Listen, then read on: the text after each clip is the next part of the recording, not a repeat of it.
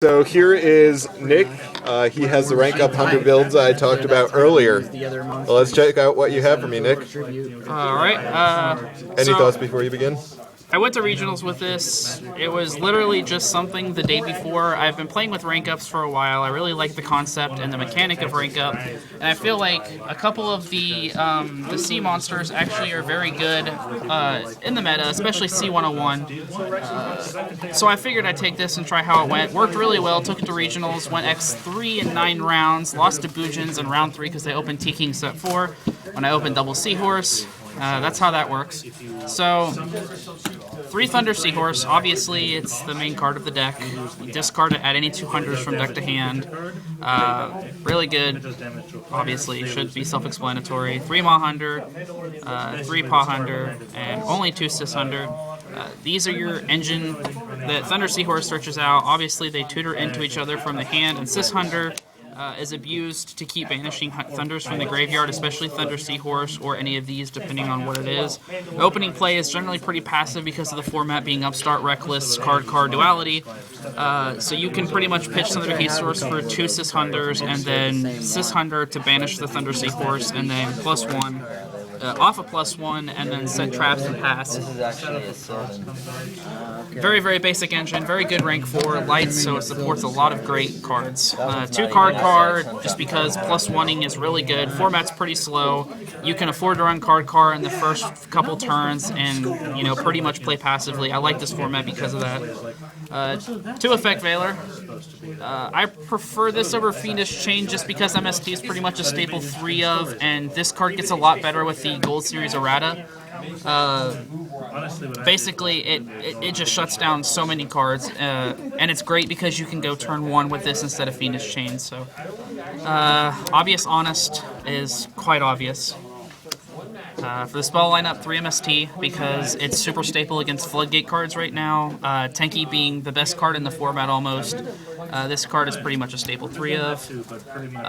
The rank up, I use Limited Variance Force because it turns any rank 4 monster into a C or CXC's, or no, just a number C rank 5. And those are pretty much the best ones, and you can make any rank 4 into the C rank 5s. So there are cool tricks where you can like Emerald, draw 1, and then up this into whatever you need to. They're so generic in their effects, which they really don't need their good counterpart under them to get their good effects. Recycling batteries, obvious, it's the +1 using Hunters. 2 Duality, pretty staple. It's combo deck, you really need to get those cards. 1 Book of Moon, great good spell trap.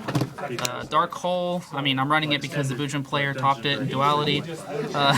Mind Control.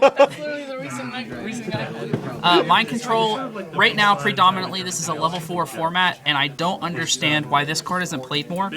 With everything being level 4, especially with, Fire Fist, there are Mermails. Even Hoban Mermails. Yeah, Hoban Mermails. There's just so many level 4s that this card is just ridiculous. It means that I only have to have 1 level 4, and then you're level 4, and I should be perfectly okay.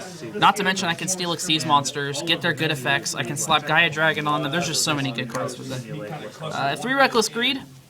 Reckless Theory, I like, this is a very big combo deck, so Reckless invites its way into the deck. Plus, I have so much deck thinning power that I can almost assure that I have a high percentage chance of getting 2 within the first 2 turns. I usually hold them until I can get 2.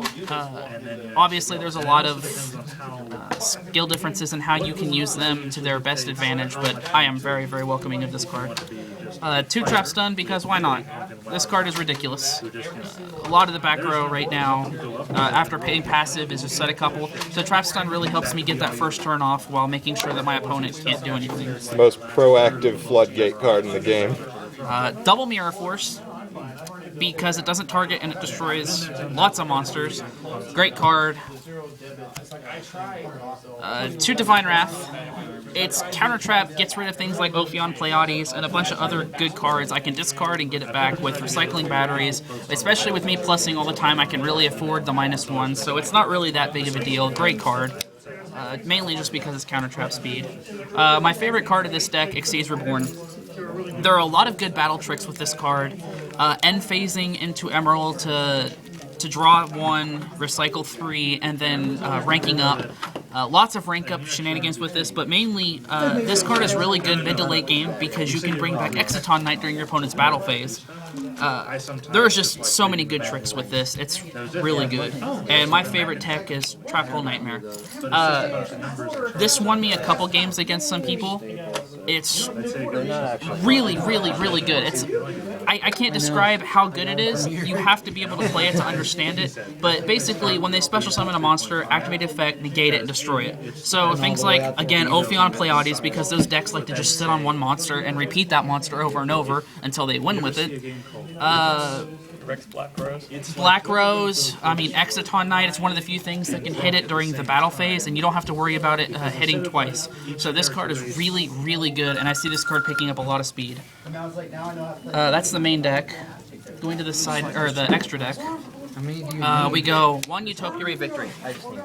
The reason why this card, we don't care if it has Utopia under it, because just on its own, if there is no Utopia under it, when I swing with this, you can't activate spell or traps, and it's a 2800. So that on its own, if I'm swinging into a lot of back row, I can rank up any of my rank 4s into this guy, and I can start attacking as a 2800 without fear of back row, and that's really, really good. If he does have Utopia under him, he gets that, plus he's honest, and that's really good too. Utopia Ray V, if he's destroyed in your possession, he gets to shuffle and Xyz from your graveyard back into the extra deck, and that's cute. I mean, that's really cool. I mean, I guess you can return him or one of your, Excitons or Arknights or whatever you need at the point, but if he has Utopia under him, he's Volcasaurus, and he can attack at the same time, so that's really good. Didn't go into him once during the entire regionals, but whatever. Underdark. This is the card that won me several games because people can't get over him. On his own, he can just steal one special summon monster and become immaterial.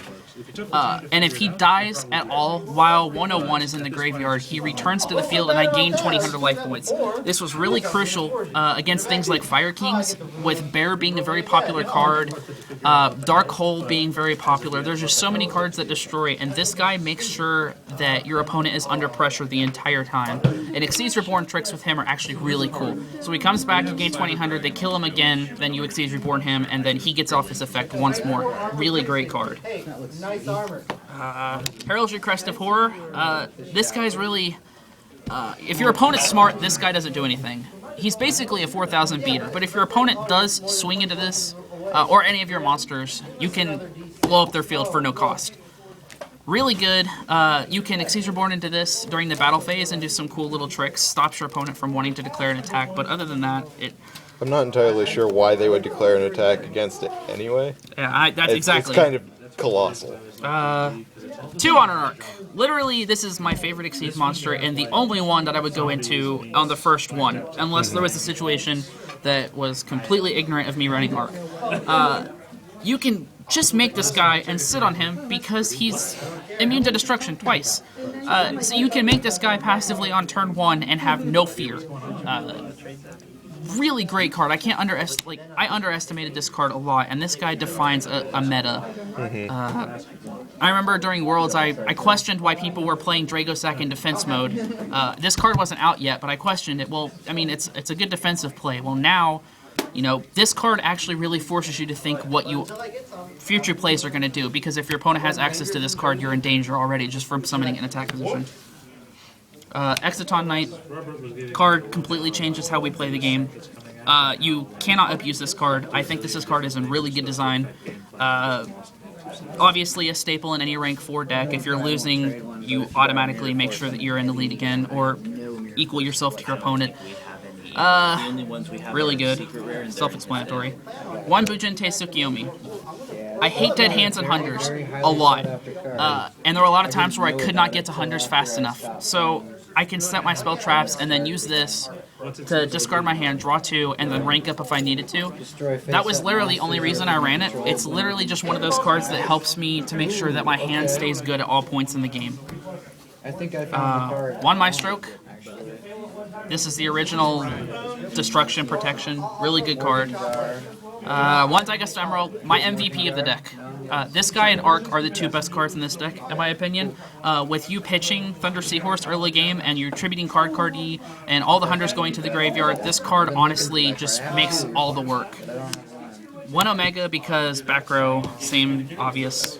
1 Utopia for the Utopia Exceeds if I have the rank up. A 25 beater, I guess. Starleech Paladynamo, pretty self-explanatory. 2K that negates a monster, and if he dies, I draw a card. 1 Gaga Cowboy, obvious. And 1 Abyss Dweller. I think I might actually put a second one in here somehow. This card is becoming really good with Sylvans and Artifacts and a bunch of other decks coming up.